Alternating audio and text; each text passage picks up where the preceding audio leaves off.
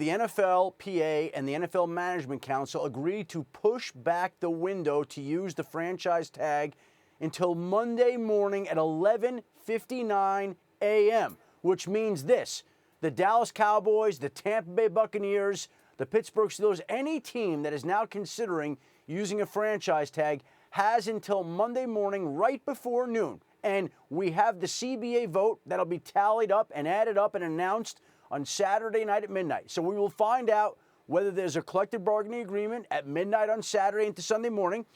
Teams will have until Monday morning, later in the day, 11:59 a.m. Eastern, to use their franchise tag on players. And then at noon, literally 1 second later, the legal tampering period kicks off. And so you've got this period here of news and events that's going to lead to the NFL being as crazy as it has been next week from 11:59 a.m. to noon on Monday.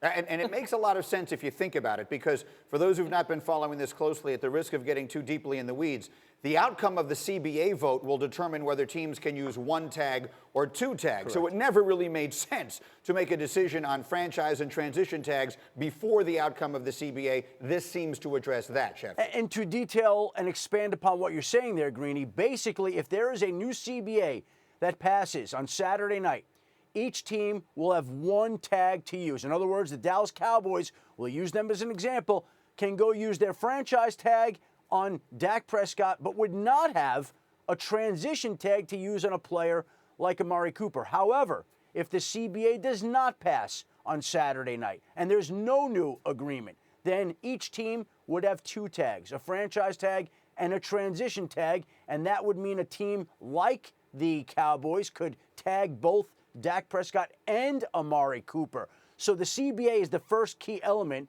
that has to happen that will impact the NFL for the next 10 years potentially. And then obviously the franchise tags will impact this offseason and how teams are conducting business next week.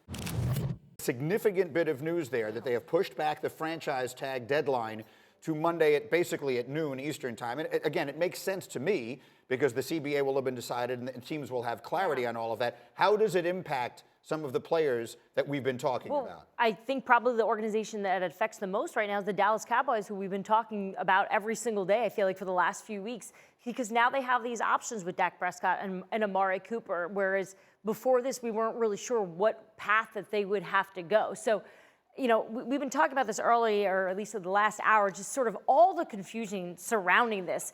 And I feel like this just adds like another layer over the next few days, which is about to get really heated once the free agency actually opens up. So we'll have more answers soon. Yeah, we had your brother, his Instagram video on earlier today. And I feel like when you think about all of the different moments here, we're going to be looking back on this time and saying this vote of the CBA, whether it's going to pass or not, and the players' confusion, to Diana's point, really was pivotal in all of this. No, this is huge. The CBA is, we talk about it a lot, but honestly, we don't talk about it enough because right now it's literally dictating decisions that are being made. Think about the Cowboys, to Diana's point. Now they have 3 or 4 more days to work out a deal with Dak Prescott, one of the biggest stories, if not the biggest story in the NFL. But most importantly, the CBA dictates whether we will see football be played, whether it's 2021 or 2022, 2020 or 2021, if a work stoppage occurs. So the players right now have to realize how much power is at their hands and just make sure they use it properly. For both of you, for Bobby and Acha, the former players, and you've sort of lived through this, do you have any sense of whether it is likely to pass or not? Yeah, I was texting with some the union reps last night, and some of I think most of the guys were on the pro-CBA side, and one of the things that I kind of got out, I guess the underlying message was they just hope that the silent majority of players that aren't speaking out against this vote yes, because that's what they kind of feel is going to happen.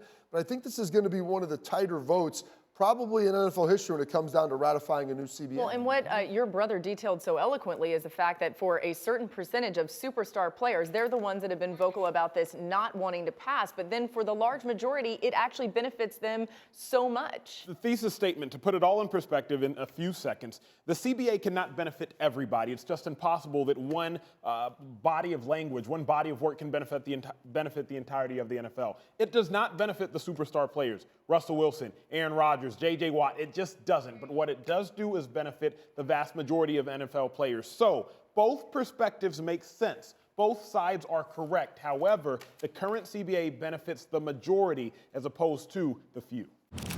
Thank you for watching ESPN on YouTube. For more sports, highlights, and analysis, be sure to download the ESPN app. And for live streaming sports and premium content, subscribe to ESPN+.